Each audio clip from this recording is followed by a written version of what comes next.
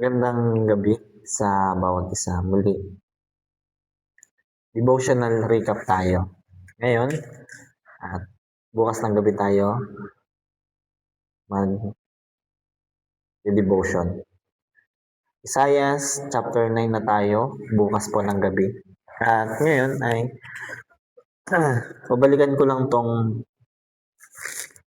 Kawikaan chapter 1 verse 11 hanggang 20. At yun yung aking susulat dito sa devotional journal na aking in-order dito sa TikTok. At yun lang, na-share ko lang. At muli, samahan niyo ako sa aking pagbabasa at pagsusulat. Okay? Ang purpose po ng video na to, upang ako po ay matutong magsulat at mas lumawak yung kaalaman ko patungkol dito sa salita ng Panginoon sa pamamagitan ng pagre-recap ng aking night devotion tuwing gabi. At yun nga, tulad nga nabanggit ko nung nakaraan, para din matuto na masanay na magsulat. Kasi medyo mahina ako sa writing. Kaya yun, i-share ko lang naman. At yun, umpisa na natin.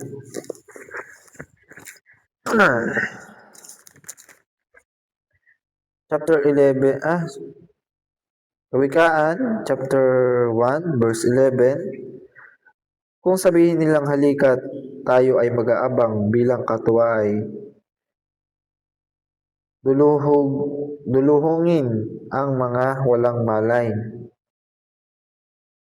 Dalahungin ang mga walang malay, sila'y ating dumugit walang awang papatayin, at sila'y matutulad sa patay na ililibing. Ating sasamsamin ang lahat nilang kagamitan, bahay nating mapupuno ng malalaking kayamanan.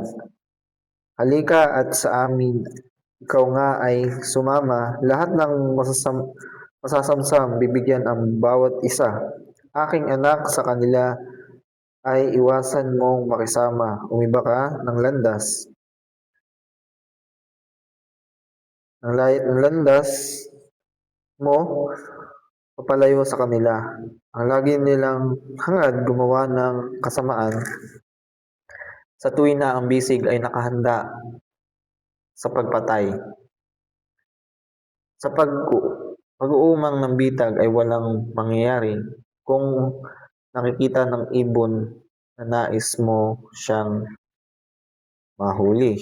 Ngunit hindi nalalaman ng mga taong iyon, bitag nila ang sisilo sa sarili nilang ulo. Ganyan ang uuwian ng nabubuhay sa karahasan. Sa ganyan nga magwawakas ang masamang pamumuhay.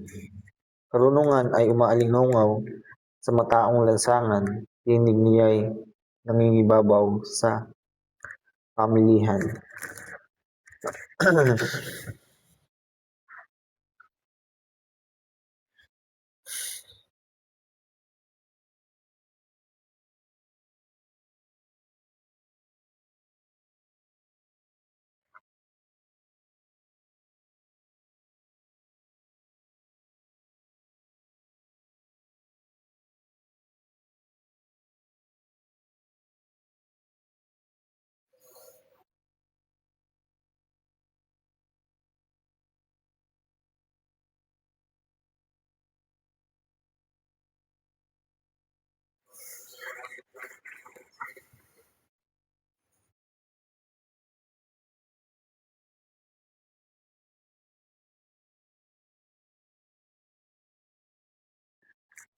Yan. Susulat ko na yung aking muling natutunan dito sa Kawikaan, chapter 1, verse 11 hanggang 20. At yun.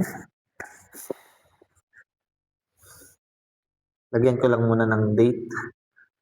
February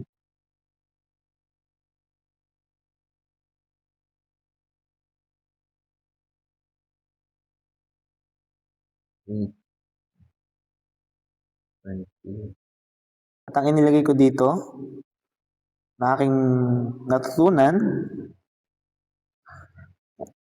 sa aking refreshment na pagbabasa, sa aking devotional recap